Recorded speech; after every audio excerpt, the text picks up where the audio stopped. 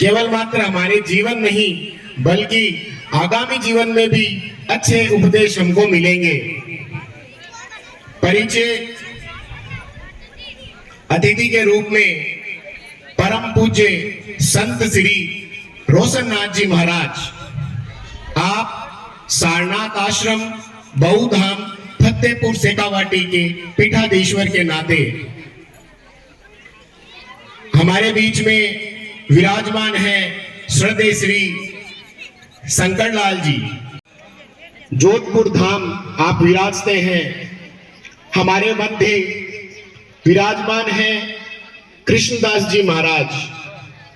मालुक पीठ वृंदावन धाम आप विराजते हैं।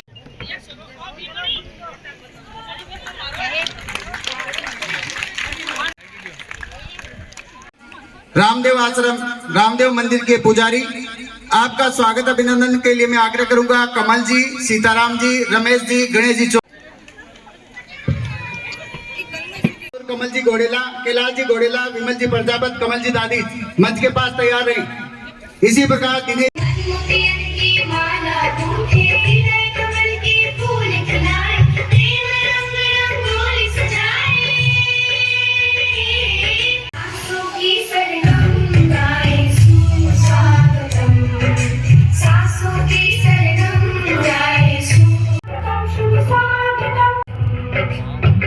श्री कृष्णदास जी महाराज से कि वो अपने आशीर्वचनों द्वारा हमारा मार्गदर्शन करें। श्री कृष्णदास जी महाराज। यदा यदा हि धर्मस्य ग्लानिर्भवति भारतः सर्वप्रथम मंचस्थ विराजमान श्री रूपनाथ जी महाराज के इत्यादि बजरंग दल, इन सब की प्रेरणा से हिंदू सम्मेलन हो रहे हैं। तो हिंदू सम्मेलन का करने का जो प्रयोजन है कि हिंदू संगठित रहे, हिंदू बटे नहीं। इसका प्रयोजन यही है कि हिंदू जो बट रहे हैं, ये अमुक जाति के, ये तमुक जाति के, ये है, ये वो है, ये सब नहीं है। क्यों कि महाराज धर्म की रक्षा हो, गौ रक्षा हो, ये सब कब होगा? जब हम एक होंगे। एकता में तो बल है। जब छिन्न भिन्न हो जाएंगे, हम आपस में लड़ते रहेंगे, तो भाई बांग्लादेश में ऐसा हो गया, वहां कश्मीर में जो मामला हुआ, ये सब क्यों हुआ? इसका कारण यह कि एकता नहीं है, हम लोगों में एकता नहीं है कि ये अमुक जाति के हैं, इनसे बराबरी हमारी नहीं, ये तमुक जाति के हैं। अरे ये जातिवाद जो है, ये जो देश को कमजोर करता है, और हमको कमजोर नहीं होना है। हम कमजोर क्यों नहीं है कि महाराज हम लोग कमजोर थोड़ी ना है। हम लोग महाराणा प्रताप के वंशज हैं, हम शिवाजी के वंशज हैं। ऐसे ऐसे महापुरुष, हम राम जी के वंशज हैं, हम श्री ठाकुर जी के वंशज हैं। तो हम कमजोर थोड़ी ना है। तो कमजोर कैसे बनते हैं? हम जातिवाद से। न तो महाराज हम मानव हैं, मनुष्य हैं, तो मनुष्य है तब हम सब राम जी के सनातनी हैं। हमारे राम जी सनातनी, हमारे कृष्ण सनातनी, हम सनातनी हैं। हमको हमारी कोई जाति नहीं है। ये जो जाति है केवल और केवल पहचान के लिए कि भाई हाँ इनकी पहचान है, इसका दूसरा कोई अर्थ नहीं है। जाति का, गोत्र का यही अर्थ है व्यक्ति की पहचान के लिए, और इसी के कारण हम एक दूसरे में अलग हो, इसी के कारण हम लोगों में जो बंटवारा हो, ये कारण नहीं जाति का। अगर यही कारण होता, छोटे मोटे होते, तो महाराज राम जी शिवरी जी के हाथ का फल नहीं खाते। राम जी शिवरी जी के हाथ का फल, अगर यही जातिवाद होता तो राम जी निषाद राज से मित्रता नहीं करते, और भगवान ने गोचारण किया, वही भगवान सूरसेन के वंशज थे। तो महाराज कहने का भाव यह है कि हम लोगों को जाति से ऊपर उठना पड़ेगा। यदि धर्म को बचाना है, यदि हिंदुत्व को बचाना है, तो हमको जाति से ऊपर उठना पड़ेगा। तभी धर्म की रक्षा हो सकती, अन्यथा नहीं हो सकती। ये और तो और धर्म की रक्षा करने के लिए हमको अपने बच्चों में धर्म के प्रति संस्कार जागृत करने होंगे। संस्कार कैसे?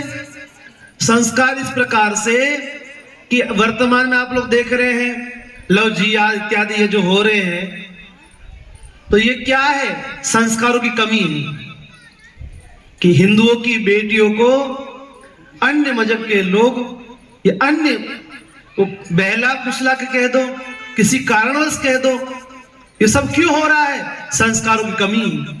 यदि बालिका संस्कारवान होती ये सब होता क्या? यदि बालक संस्कारवान होते तो ये सब नहीं होता। हम संस्कार कमी क्यों? पहले के जमानों में संस्कार माता पिता दादा दादी देते थे। पहले समय में माता पिता संस्कार आते थे, दादा दादी संस्कार देते थे, और अब फोन महाराज संस्कार देते हैं।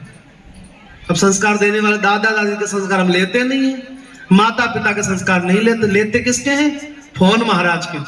अब फोन महाराज में संस्कार कैसे होते हैं तो आप लोग देख ही रहे हैं।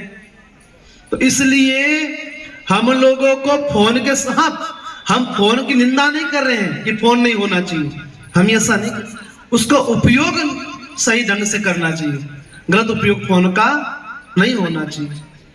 और तो और यदि संस्कार लेने हैं शास्त्र के, जो शास्त्र में लिखा उसका संस्कार लो, और लेने शस्त्र की शिक्षा लो। और महाराज न तो हिंदू शास्त्र की शिक्षा ले रहा है और न ही शस्त्र की शिक्षा ले रहा है। शिक्षा किसकी ले रहा है? फोन चलाने की, और ज्यादा हो तो रील बनाने की।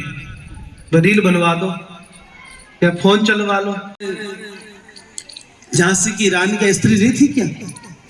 पूरे देश की रक्षा कर। लक्ष्मी श्री वृंदावन बिहारी लाल की, कृष्णाय वासुदेवाय देवकी नंदनाय च नंद गोप कुमाराय गोविंदाय नमो नमः। जननी जन्मभूमिश्च स्वर्गादपि गरीयसी। भारत माता की, सनातन धर्म की। भैया आप सब गांव से जुड़े हैं, हम तो फिर भी शहर में डुलने वाले लोग हैं, पर आप लोग गांव से जुड़े हैं। गांव में आहार आदि सब शुद्ध होता है, घी शुद्ध होता है, अन्न शुद्ध होता है, लेकिन जिस हिसाब से आपकी जयकार की स्थिति सुन रहे हैं उस हिसाब से लग नहीं रहा है शुद्ध मिल पा रहा है। भारत माता की, भारत माता की जय जय श्री राम, जय जय श्री राम। भाया घूंटा काटेड़ा ये मुंडा मत छिपाओ, कोई माटे लाइडो थोड़ी बैठा, थोड़ा जोर बोलो। जय जय श्री राम, जय जय श्री राम, जय जय श्री राम। सनातन हिंदू राष्ट्र की, भारत माता की। मंच पर आसन नस्त संघ के एक सहयोगी कहें या घर का बड़ा बेटा, क्योंकि जहां जहां भी संघ के कार्य चलते हैं वहां प्रचारक हमको घर के बड़े बेटा जैसे ही लगते हैं। जहां जहां भी संघ का कार्य चलता है, संघ कार्यालय घर होता है और स्वयं सेवक परिवार, शाखाएं परिवार है, और यह शाखा के परिवार के मुखिया जो होते हैं वो ऐसे प्रचारक होते हैं जो उनका ध्यान रखते हैं। अपनी वाणी पवित्र करने के लिए कुछ समय मिला है, मैं चाहूंगा कुछ क्षण के लिए आप जो जहां हैं वैसे ही वहां उपस्थित रहें, सबका ध्यान एक तरफ केंद्रित हो। आपने महर्षि के आशीर्वचनों में सुना कि सभी धर्म एक है, सभी सब समान है, तो भैया धर्म तो केवल और केवल सिर्फ और सिर्फ सनातन धर्म है, बाकी सब पंथ है। क्योंकि धर्म की स्थापना भगवान करते हैं, पंथ की स्थापना अन्य आदि लोग करते होंगे, लेकिन धर्म की स्थापना स्वयं भगवान करते हैं। पंथ की स्थापना, पंथ अलग अलग पंथ कुछ भी हो सकते हैं, पंथों की स्थापना अपनी व्यक्तिगत विचारधारा के ऊपर भी आधारित है। क्षमा कीजिएगा, आप सब बड़े हैं और मैं बालक बोल रहा हूं, लेकिन पंथ की स्थापना व्यक्तिगत विचारधारा के ऊपर आधारित होता है, लेकिन धर्म की स्थापना तो सबके मंगल के लिए होती है। सबका मंगल हो, यह धर्म होता है।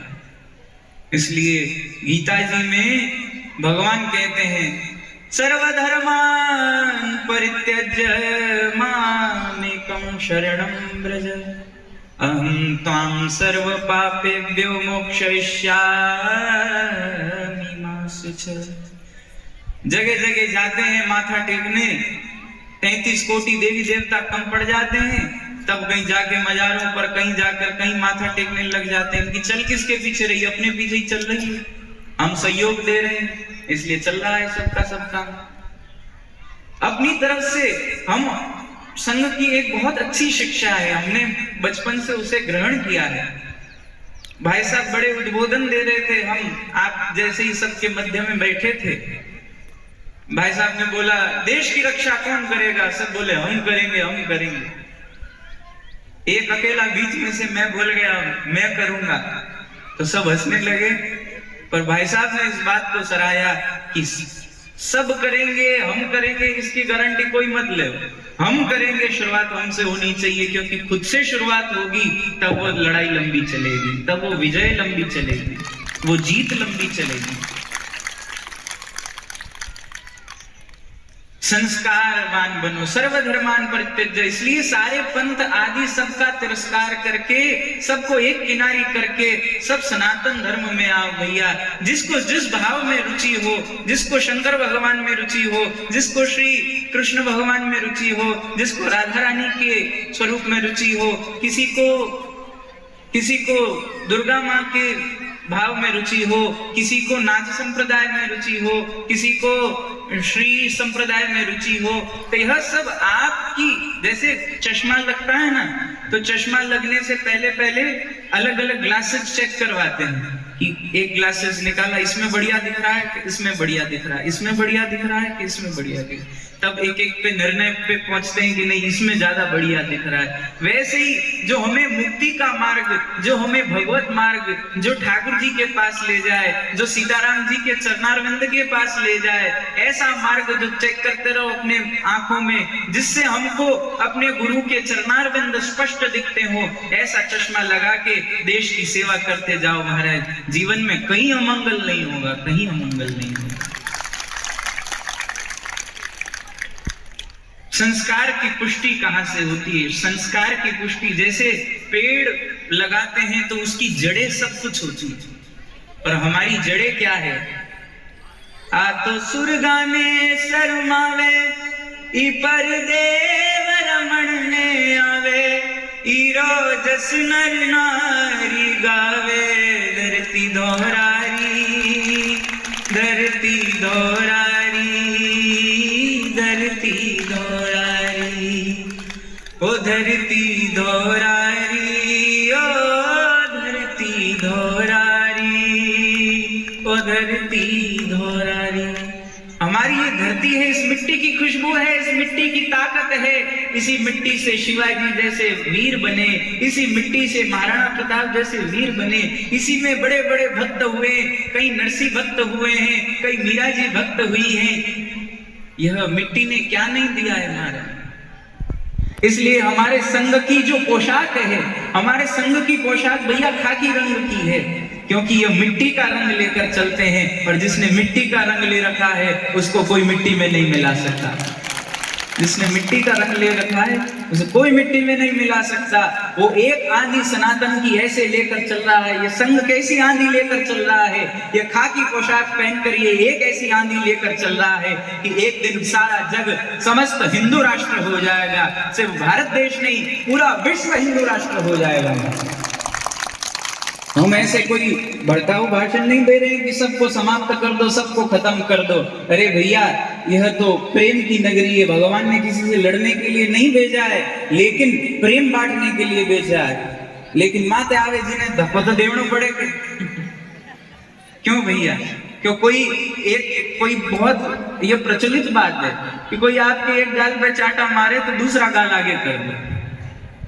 पता नहीं, अब मैं ऐसे शब्दों का उपयोग तो नहीं करना, कैसी मानसिकता, कितनी कहूं कि मूर्खतापूर्ण बात है कि कोई एक गाल पे चाटा मार रहा है तो आपने सहन कर लिया, ये आपकी सहनशीलता है। लेकिन आपको पता है दूसरा गाल आगे करने पे भी चाटा पड़ने वाला है, फिर भी आगे कर रहे हैं, तो ये तो मूर्खता है। क्यों भैया? यह तो मूर्खता है, ये तो पागलपन है। तो हमको एक गाल आगे चाटा खाने के लिए नहीं बढ़ाना है और ना दूसरा गाल बढ़ाना है। हमें सबको गले लगाना है, सबको अपनाना है और हिंदू राष्ट्र बनाना है। हिंदू राष्ट्र तो हमको वीर बनना है। शत्रुबोध होना चाहिए भैया। हिंदुओं में सबसे बड़ी कमजोरी है शत्रुबोध।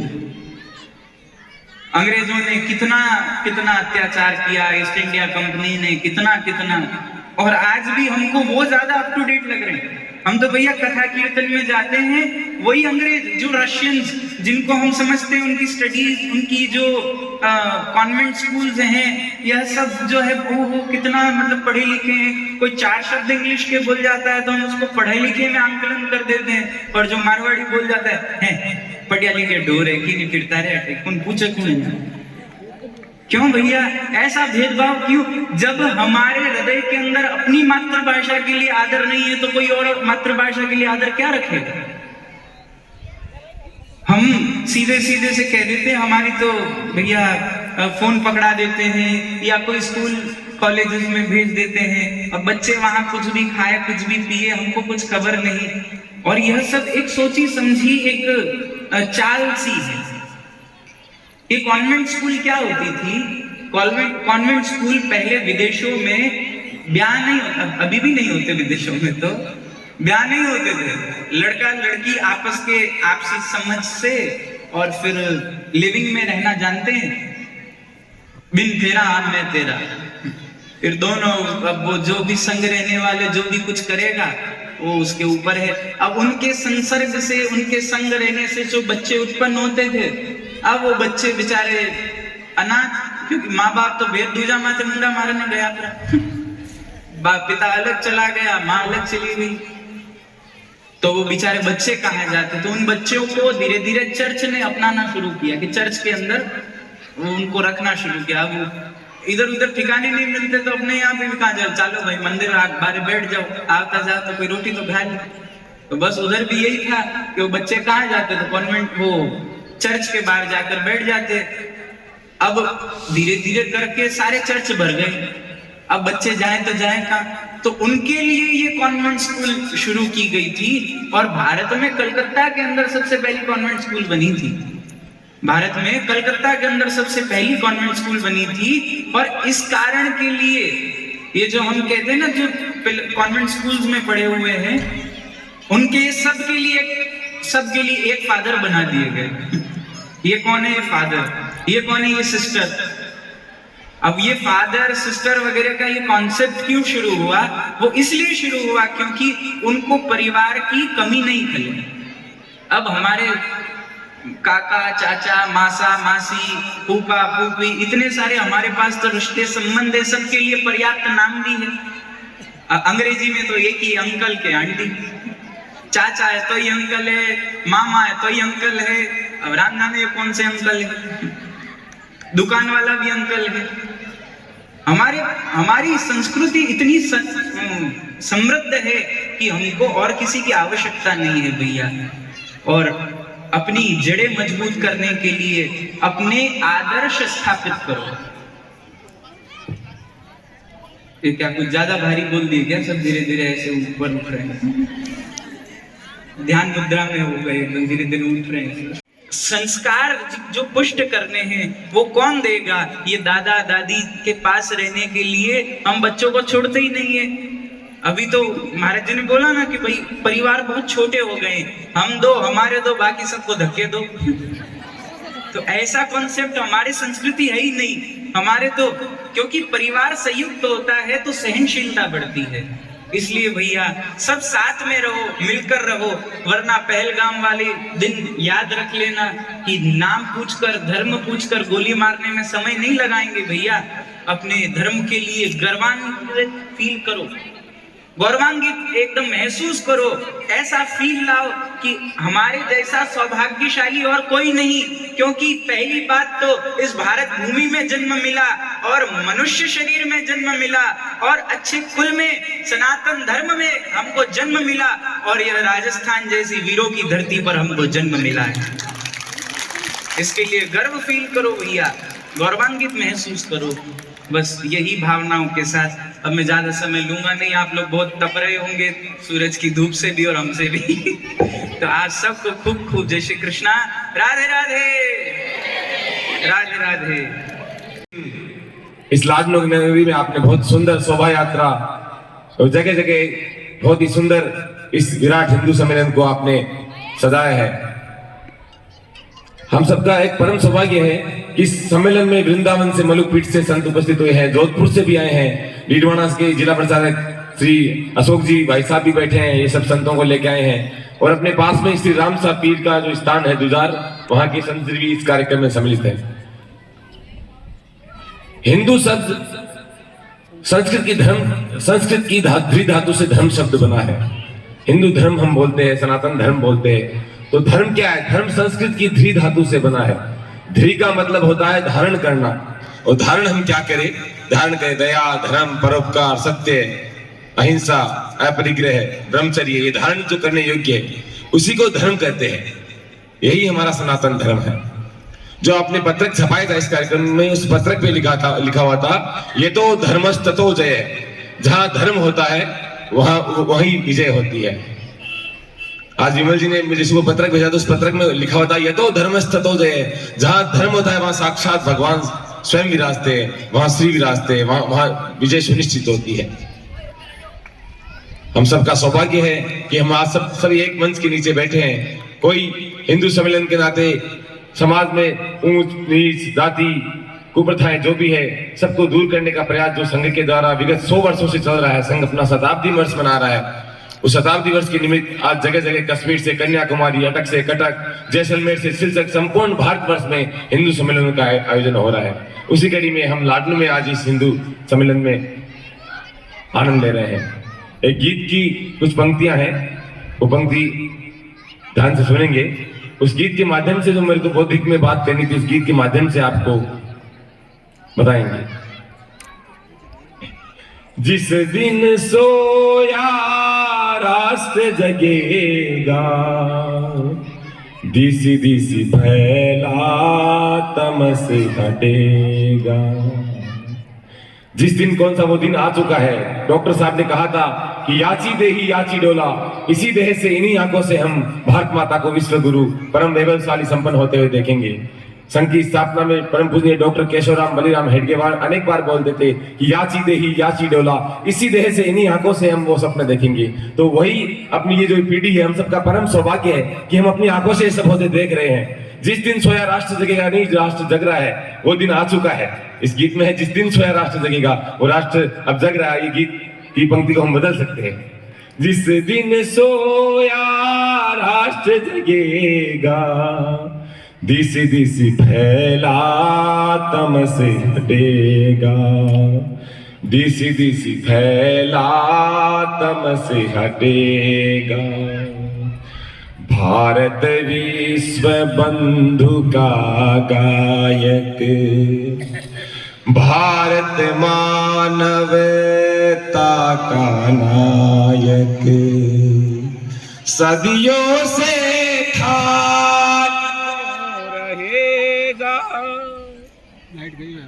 सदी तम से हटेगा। वैभवशाली अब हम होंगे,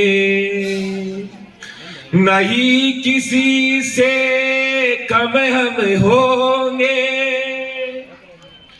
बात हमारी विश्व सुनेगा, दिसी दिसी फैला तमस हटेगा, जिस दिन सोया राष्ट्र जगेगा, दिसी दिसी फैला तमस हटेगा।